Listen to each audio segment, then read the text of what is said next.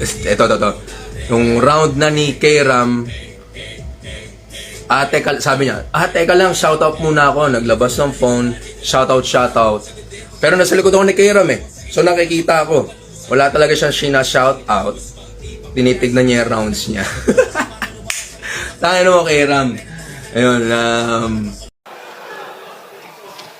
Ayun, sagpangala, putang ina mo, joke agad ah.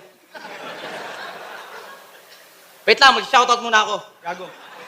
Yung shoutout Black Manila at Chillionaire Pastry Vapors. Flip Top.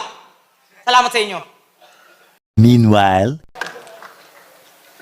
Nag-joke agad sa umpisa. Yung utak nag-blackout. Ang galing ng ginawa, no? Fake shoutout.